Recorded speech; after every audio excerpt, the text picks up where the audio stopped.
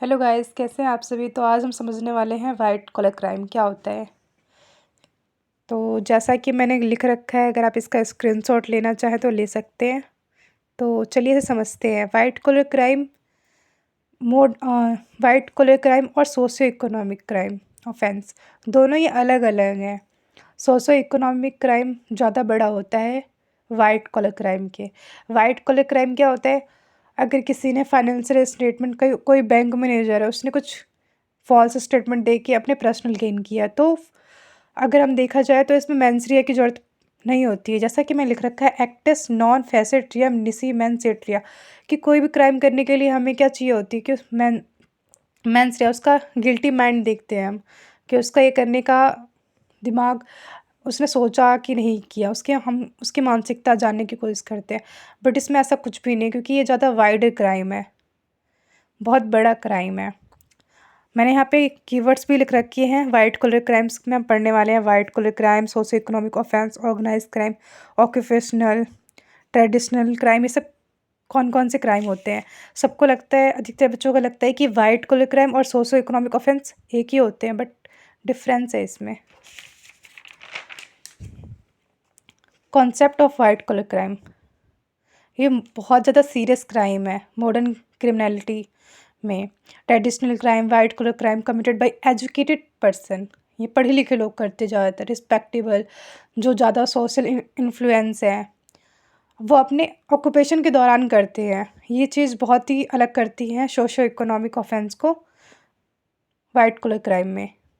White collar crime में क्या होता है, 4-5 चीज़ें हैं जो बहुत इंपॉर्टेंट होती हैं।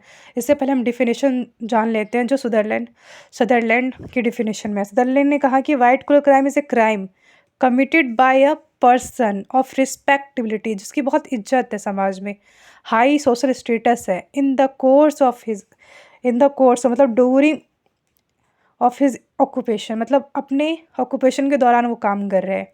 तो उसकी एसेंशियल एलिमेंट क्या है कि पहली बात तो एक क्राइम है, चाहे कोई सा भी हो, फाइनेंशियल क्राइम है लेकिन क्राइम है। Offender is a person of high social status. Crime is committed during the course of occupation, तो सबसे इम्पॉर्टेंट है कि पहले वो अपने ऑक्यूपेशन में रह के कुछ फ्रॉड कर रहे हैं। ये नॉन वायलेंट है, ये ब्रीच ऑफ ट्रस्ट करता है। जैसे बैंक मैनेजर है, फ्रॉड करके, फॉल्स स्टेटमेंट करके वो अपना पर्सनल गेन करता है, तो ये WCC में आएगा। अगर कोई, मान लो मैं टीचर हूँ, मैं पढ़ा रही हूँ आप लोगों को, मैंने क्या किया, मैंने बोला कि सब 100-100 रुपये दो, मैं आप लोगों को पेपर दे दूँगी, तो ये मैंने क्या किया, वाइट कॉलर क्राइम, ना कि socio economic crime. Socio economic crime क्या होता है, जो सोशल इकोनॉमिक को इफ़ेक्ट करे, जैसे स्मगलिंग हो गया, करप्शन हो गया बहुत बड़े लेवल पे, तो वो सोशियो इकोनॉमिक ऑफेंस होते हैं। इसके बाद आते हैं, जो हमारा इंडिया की बात करें तो 47th लॉ कमीशन रिपोर्ट 1972 को सदरलैंड की जो डिफिनेशन थी वो एक्सेप्ट कर ली गई थी, इसलिए हमारे संतानम कमेटी को ही अपनाया गया था हमारे उसमें, हमारे इंडिया में। Scope of white collar crime, ये बहुत ही वाइड है और एक्सपेंडिंग है ड्यू टू इंडस्ट्रियलाइजेशन, ग्लोबलाइजेशन और technological advancement. Major forms of white collar crime, बहुत तरह के वाइट कॉलर क्राइम होते हैं। कॉर्पोरेट क्राइम हो गया, जैसे अकाउंटिंग फ्रॉड हो गया, इनसाइडर ट्रेडिंग हो गया, फॉल्स फाइनेंशियल स्टेटमेंट हो गया। प्रोफेशनल में भी होते हैं, मेडिकल नेग्लिजेंस करते हैं डॉक्टर वगैरह, लीगल मेल प्रैक्टिस होती है, CA फ्रॉड्स करते हैं, बैंक में फ्रॉड्स होते हैं, लोन फ्रॉड, स्टॉक मार्केट का आप लोगों को पता ही है, कई लोगों ने मूवी वगैरह भी देखी है हर्षद मेहता स्कीम की। टैक्स इवेजन भी करते हैं, तो टैक्स रिलेटेड क्राइम भी है। साइबर फ्रॉड भी बहुत ज़्यादा चल रहा है आजकल। और करप्शन में मेनली आपको पता है bribery, abuse of official position. अब अगर हम बात करें तो ये वाइट कॉलर क्राइम आया कहाँ से, तो एंशिएंट पीरियड में क्या, बहुत प्राचीन के टाइम पे क्या होता था, economic offence like cheating, hoarding and corruption exist पर treated as a traditional crime. इनको ट्रेडिशनल के क्राइम के लिए कोई स्पेशल एक्ट नहीं था इनके लिए।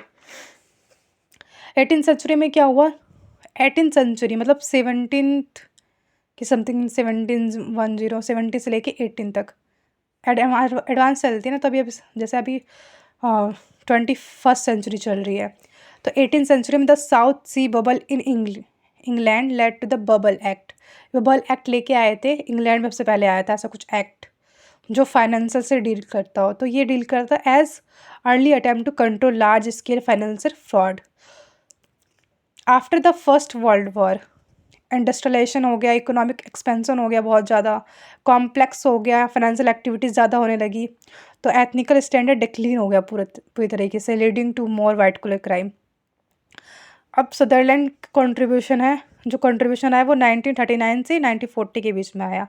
Edwin H Sutherland highlighted that crime is not limited to the poor, वो पुअर तक लिमिटेड नहीं है, ये export crime committed by powerful business man and professional.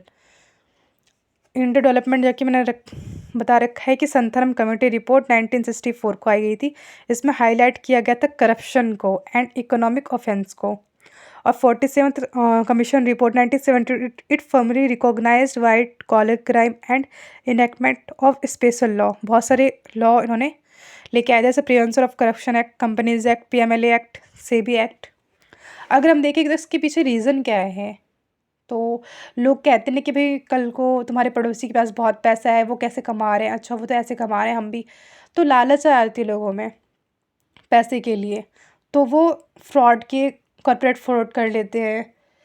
बहुत सारी आपने मूवियाँ भी देखी हैं, उसमें अधिकतर आपने खुद ही देखा है कि वो लालच और पावर के लिए करते हैं, टेक्नोलॉजी एडवांसमेंट के लिए। वीक इन्फोर्समेंट ऑफ लॉ, उनको लगता है कि क्या ही लॉ इन्फोर्समेंट होगा, छोड़ो। डिले इन ट्रायल, उनको पता है कि हमारी बहुत इज्जत है सोशल समाज में, हमारे लिए कौन ही आवाज़ उठाएगा, हम तो कर ही सकते हैं फ्रॉड। और इन्फ्लुएंस ऑफ ऑफेंडर, ऑफेंडर क्या इन्फ्लुएंस कर देते हैं। कई बार आप लोगों ने पुलिस स्टेशन वगैरह में भी देखा है कि बड़े लोगों का केस कोई नहीं लड़ना चाहता, सोचते भाई ये तो छूट ही जाएंगे किसी भी तरह। कॉम्प्लेक्स नेचर ऑफ क्राइम, बहुत ही कॉम्प्लेक्स है अगर देखा जाए तो, और ट्रेडिशनल ऑर्गेनाइज क्राइम के मुकाबले। कॉन्सिक्वेंस क्या होंगे, इकोनॉमिक डैमेज होगा, पब्लिक मनी का लॉस होगा, मैंने साइड में लिख रखा है, पब्लिक मनी का लॉस होगा, टैक्स इवेजन और बैंक फ्रॉड हो जाएंगे, तो इकोनॉमिक इससे इफेक्ट आएगा ही। सोशल और मोरल हार्म भी होगा, इंक्रीज करप्शन होगा, ग्रीड ज़्यादा आएगा लोगों में, बेईमानी ज़्यादा आ जाएगी, तो मोरल तो हार्म होगा ही। Loss of public trust, bank, company, government पर भरोसा कम हो जाता है। आप लोग पता ही है, जब पब्लिक किस पे ट्रस्ट करेगी, ना बैंक पे कर पाएगी, ना गवर्नमेंट पे, ना किसी कंपनी में। पॉलिटिकल और एडमिनिस्ट्रेटिव इम्पैक्ट, गुड गवर्नेंस कमज़ोर हो जाती है इससे। लीगल कॉन्सिक्वेंस क्या होगी, जो कोर्ट है वो स्ट्रिक्ट लाइबिलिटी और हार्श पनिशमेंट देगी इस पर, तो सही है एक तरह से हार्श, क्योंकि इससे बहुत तगड़ा फाइनेंशियल लॉस होता है। अब ये जो मैंने देखा है, ये मैंने पीवाईक्यू से देख के लिखा है, ये बहुत ही अच्छा लगा मुझे, तो मैंने लिख लिया। Nature and scope of white collar crime, motive क्या होता है, जैसे कि मैंने बताया लोगों का क्या क्या मोटिव रहता है कि भाई उनके पास ज़्यादा पैसा है, वो फ्रॉड की तरह कमा रहे हैं, हम भी कमाएंगे। उनको ये नहीं पता कैसे पैसे कमा रहे हैं, तो उनका क्या लालच होता है, क्या मोटिव होता है, मनी या पावर। मेरे पास जो मनी आ जाएगा, पावर आ जाएगा। बैकग्राउंड क्या होता है, नॉन इमोशनल, इसमें लोग इमोशनल के कोई काम नहीं करते हैं, इसमें इमोशनल का कोई सवाल ही नहीं उठता। मैनसरिया, आप लोगों को याद होगा कि हमने फर्स्ट ईयर में state of Maharashtra versus M H George का देखा था, तो यहाँ पे भी हमने कहा था कि यहाँ पे भी जो भी फाइनेंशियल लॉस वगैरह होता है, तो हम अधिकतर डब्ल्यूसीसी में और सोशो इकोनॉमिक ऑफेंस में हम मैनसरिया नहीं देखते हैं, रिक्वायर नहीं होती है ये। इसमें विक्टिम कौन होता है, यूजुअली द स्टेट। अगर स्टेट के पास पैसा नहीं तो पब्लिक पे इफेक्ट पड़ेगा, तो विक्टिम एक तरह से हम ही बनते हैं। मोड ऑफ ऑपरेशन क्या होता है, थ्रू फ्रॉड के करेंगे, थ्रू फोर्स के उस पर करेंगे।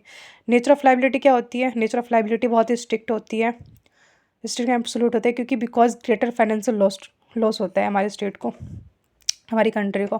बर्डन ऑफ प्रूफ हमेशा ऑफेंडर के पास जाता है, वो प्रूफ करेगा कि मैं गिल्टी हूँ कि नहीं हूँ। सेंटिंग पॉलिसी डिटेंट है, मतलब हास देनी चाहिए।